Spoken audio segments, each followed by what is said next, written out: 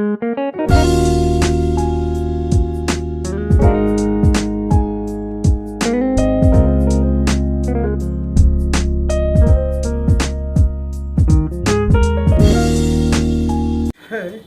Constituency से BRS के candidate Shri Mohammad Salauddin Lodhi जी, हम आपसे ये जानना चाहेंगे। सबसे पहले तो हमारे चैनल्स पे आपका स्वागत है। सर, हम आपसे ये जानना चाहेंगे कि क्या विकास के मुद्दे, किस तरह के विकास के मुद्दे हैं जो आप लेकर फाइट कर रही इलेक्शंस में, उस बारे में आप बताइए।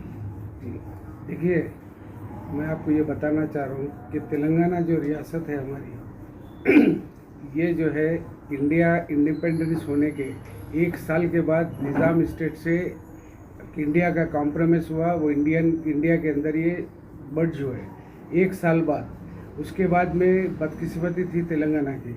1956 में पंडित जवाहरलाल नेहरू जो first prime minister of India थे, उन्होंने आंध्रा के साथ, जो आंध्रा मद्रास रेसिडेंसी में आता था, तमिलनाडु से मिला हुआ था, वो आंध्रा को वो लोग निकालने के बाद इसमें आंध्रा को नेहरू जी इसको मिला दिए दोनों को। उसके बाद हम टोटल यहाँ पर आंध्रा फ़ायदे में रहा, तेलंगाना पीछे होता गया। अब यहाँ पर 2014 में जब तेलंगाना को सेंट्रल गवर्नमेंट में बिल पास हुआ, तेलंगाना को अलग सेपरेट रियासत घोषित किए, उसके बाद से अब तक का जो रिकॉर्ड है, यहाँ पर तेलंगाना के अंदर सबसे पहले बिजली, पानी, स्वास्थ्य की सबसे बड़ी समस्या थी। आप ये 10 साल के अंदर देखेंगे तो यहाँ पर हर घर में डायरेक्ट पानी आ रहा पीने के लिए, इंडस्ट्रीज़ को पानी जा रहा उनके इस्तेमाल के लिए, किसानों को 24 घंटे पानी मिल रहा, ये जो कालेश्वरम प्रोजेक्ट है उसकी वजह से, और किसानों को करंट फ्री दिया जा रहा है। और मैं किसान की बात कर रहा हूँ, और किसानों को जो है 10,000 रुपये पर एकड़ सालाना उनको मदद दी जा रही है तमाम किसानों को। इससे पहले किसान आत्महत्या करते थे यहाँ हमारे प्रदेश के अंदर, हर जगह ही करते थे वो तो यहाँ पर, लेकिन क्यों कि पानी नहीं था, सूखा पड़ जाता था।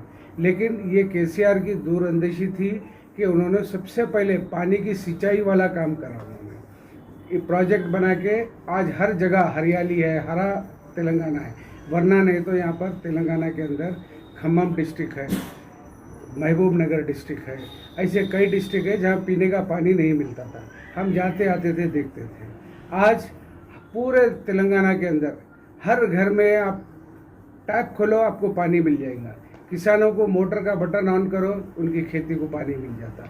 इंडस्ट्री के अंदर उनको जो पानी की ज़रूरत है, उनको भी रेगुलर पानी की सप्लाई हो रही। करंट का ऐसा मामला था, 4 घंटे 6 घंटे पूरी जगह आता था। पावर कट का चलता था यहाँ तेलंगाना के अंदर। आज पावर कट का मसला ही ख़त्म हो गया हमारे पास, अच्छी बिजली मिल रही, सब अच्छा हो रहा। तीसरी बात स्वास्थ्य का मामला है। स्वास्थ्य के अंदर हमारे पास हर बस्ती दवाखाने बनाए, उसके अंदर प्राइवेट हॉस्पिटल, कॉर्पोरेट हॉस्पिटल को जाने की ज़रूरत नहीं है। उन लोगों का इलाज पूरों का अच्छी तरह, पूरी मशीनरी है, जैसा डिलीवरी होना है लेडी की, तो यहाँ पर उसके जो जो चीज़ें चाहिए वो तमाम यहाँ पर प्राइमरी सेंटर्स के अंदर भी पूरे लगा दिए सो।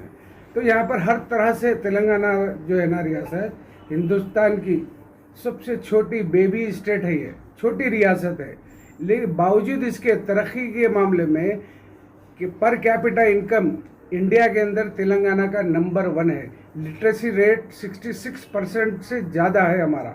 आप ये 13,000 बच्ची को 12,000 ये दिए जाते हैं, क्या इंडिया के अंदर कहीं है ऐसा? लोधी जी, स्वास्थ्य का मामला आपको रोकना चाहूँगा कि जैसे कि आपने अपनी जो सरकार है, आपकी बीआरएस की जो सरकार जो चल रही है, कई तरह की योजनाओं का जो पिटारा है आपने हमारे सामने पेश किया, लेकिन जो राजनीतिक जो पार्टियां हैं, सत्ता के गलियारों में जो राजनीतिक पार्टियां हैं, कई तरह के आरोप लगा रही है बीआरएस पे कि कर्ज के जाल में फंसा दिया पूरी जनता को। देखा गया तो अपना जो 4% का जो रिजर्वेशन है, 12% रिजर्वेशन की तरफ करने का ऐसा लॉलीपॉप दे रहे हैं।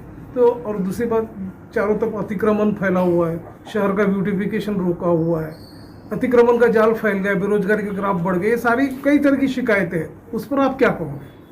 देखिए साहब, राजनीति है इसी का नाम कि जो सामने वाला कर रहा है उसको गलत बोलो। अब कांग्रेस यहाँ पर मोर देन 46 ईयर रूलिंग करी तेलंगाना के अंदर, क्या कांग्रेस के टाइम पे ये जो सुविधा है ऐसी थी क्या या तेलंगाना के अंदर? नहीं थी उनकी। आज वो कांग्रेस पार्टी एक म्यूजिकल चेयर वाली पार्टी है कि 10 लीडर एक कुर्सी के लिए भागते, कौन किसको ढकर रहा, कौन किसको खींच रहा, कब बैठ जाएंगे नहीं मालूम, कौन बैठेगा नहीं मालूम। तो ये इल्ज़ाम है वो लगा रहे वो लोग, लेकिन यहाँ पर रियल फैक्ट आप आरटीआई से मालूम कर सकते हैं। वेबसाइट पे हर चीज़ आपके सामने है। कांग्रेस का भी दौर देखो, उनके दौर में कितना बजट माइनॉरिटीज़ का था, एससी का था, बीसी का था, और एजुकेशन पे कितना था। आप देखिए यहाँ पर रेसिडेंशियल स्कूल के अंदर बच्चा और बच्ची पूरी तालीम जो है इंटरमीडिएट तक फ्री, रहना खाना उनको सब है। और यहाँ पर ख़ास बात यह है कि यहाँ पर पूरा धर्म निरपेक्षता जो कहते हैं, यहाँ पर हर चीज़ फ्री है हमारे को। यहाँ पर हिंदू भी आसानी से फिरता है, मुस्लिम भी फिरता है, कोई ऐसा कोई मसला नहीं है।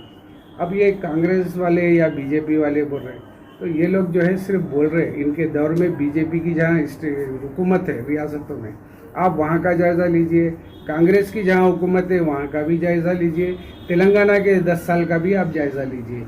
आजकल वेबसाइट पे सब चीज़ मिल जाती है, आरटीआई से भी मालूम कर सकते। और यहाँ पर केटीआर जो ऐसे होनहार मंत्री है हमारे, जो वर्किंग प्रेसिडेंट भी हमारे लिए आइडियल है, वो उन्होंने इतना अच्छा यहाँ पर इन्वेस्टमेंट सारी दुनिया के लोगों को लाके यहाँ पर इन्वेस्टमेंट लगा रहे। उसके अंदर जो है काफ़ी लड़कों को रोज़गार मिल रहा, हर सतह के हर डिस्ट्रिक्ट के अंदर रोज़गार मिल रहा। तो ये जो है गवर्नमेंट का नौकरियाँ तो आजकल देना मुश्किल है, जहाँ निकलती है उसको पूर्ण करना पड़ता है। जैसे लोधी जी, जैसे कि आप चारमीनार कॉन्स्टिट्यूंसी से कैंडिडेट हो जी, तो आप चारमीनार कॉन्स्टिट्यूंसी पे फोकस करके आप ये बताइए कि यदि आपको यहाँ की पब्लिक, यहाँ के जो वोटर्स है आपको इलेक्ट करते हैं, तो क्या क्या प्रोमिसेस आप करोगे उस बारे में बताइए। करेक्ट। मेरा जो यहाँ पर है, क्योंकि बाई बर्थ इसी इलाके का हूँ मैं, यहाँ जो भी डेवलपमेंट बीआरएस गवर्नमेंट के बाद आए, यहाँ पर काफ़ी जो भी आए, लेकिन अभी यहाँ पर और भी डेवलपमेंट्स करना है। तो मेरे जो एम्स है यहाँ पर डेवलपमेंट करने के लिए, सबसे पहले तो यहाँ पर रोड वाइडनिंग का जो प्रोग्राम है, यहाँ पर जो पुराने निज़ाम सरकार के ज़माने थे, फिर एक बार बीच में कुछ रोड वाइडनिंग हुई, तो मेरा पहला जो है ना मकसद रोड वाइडनिंग करना, ताकि ट्रैफिक का बहाव आसान हो आने जाने के लिए। और दूसरा जो है, यहाँ पर ओल्ड सिटी के अंदर ऑटो रिक्शा का बहुत ज़्यादा चलन है यहाँ हमारे क्षेत्र में।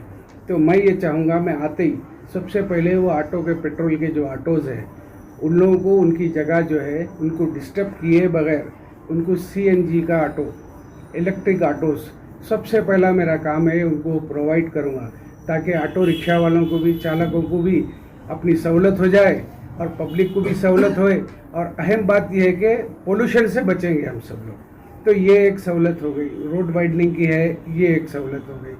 और जो है यहाँ पर जितने भी मेरी लोकेलिटी के कॉन्स्टिट्यूंसी के अंदर मंदिर, मस्जिद, गुरुद्वारा, चर्च, छिल्ला, ऐसे जो भी रिलीजियस प्लेसेस आएंगे जहाँ भी, इसके साथ जहाँ हॉस्पिटल्स आएंगे, जहाँ स्कूल्स आएंगे, जहाँ कॉलेजेस है, वो जगह पे ख़ास दिन में 2 बार सफाई करवाऊँगा मैं। डीडीटी पाउडर का छिड़काव होगा, सफाई होगी इन इलाकों के अंदर।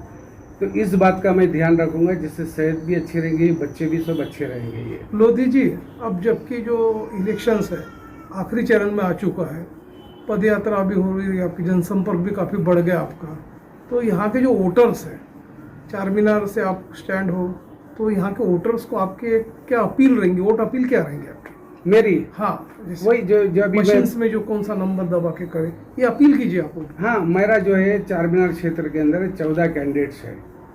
14 कैंडिडेट में मेरा नंबर 5वां है, जिसका निशान कार है, एम्बेसडर कार। मैं आवाम को जो है अपील करता हूँ कि वो 5 नंबर पे बटन दबाएं और मुझे कामयाब कराएं। और मैं बीआरएस पार्टी का एक सिपाही कार्यकर्ता हूँ। अगर मुझे इलेक्ट हो गया, मैं जो मुझे उम्मीद है पूरी कि मैं जो पब्लिक में जा रहा हूँ मुझे रिस्पांस अच्छा मिल रहा है यहाँ पर, मुझे उम्मीद है जो वेलफेयर स्कीम्स यहाँ पर जो लोग लिए, जैसे डबल बेडरूम है, एससी सेल के जो है दलिता बंधु है, माइनॉरिटी वेलफेयर है, और एक खास बात बोलता हूँ मैं आपको, ये हमारी जो योजना है बीआरएस पार्टी की, बिल्कुल निचली सतह से उनको उठाने की है। इसके साथ साथ जो पैसे वाले हैं ऑलरेडी, जैसे किसान हैं जिनको 10,000 रुपये एकड़ महाना दे रहे, तो जो पैसे वाले भी है, लैंडलॉर्ड भी जो हैं, उनको भी जो है ना पैसे का फायदा हो रहा है, यानी निचली सतह से ऊपर तक करोड़पति तक भी फायदे में है यहाँ पर सब लोग। तो मैं यहाँ पर क्षेत्र में इलेक्ट होने के बाद मेरी खास बात ये रहेगी कि मैं बीआरएस गवर्नमेंट का इलेक्शन लड़के जीत के एमएलए बनूंगा, तो जाहिर बात है मैं जो है ना फंड्स ज़्यादा से ज़्यादा ला सकता हूँ, एमपी लैट से फंड ला सकता हूँ, एमएलसी में ला सकता हूँ, और स्पेशल बजट भी मैं यहाँ पर सैंक्शन करवा सकता हूँ, और जो भी हमारे सीएम मुख्यमंत्री से मैं ज़्यादा से ज़्यादा फंड ला के जो काम 10 साल में हुआ वो काम मैं 5 साल के अंदर ही उससे ज़्यादा करके बता सकता हूँ। तो दर्शकों, ये थे सलाउद्दीन लोधी, जो कि चारमीनार कॉन्स्टिट्यूंसी से आप एक कैंडिडेट हो, बीआरएस के कैंडिडेट्स हो, और जैसे कि आपने हमारे दर्शकों को बताया, जो भी आपके प्रोमिसेस है पूरे फुलफिल किए जाएंगे, और ओवरऑल डेवलपमेंट के लिए आप टोटली समर्पित हो, और आपने अपना समय हमारे चैनल्स के लिए दिया, बातचीत की, उसके लिए सर धन्यवाद।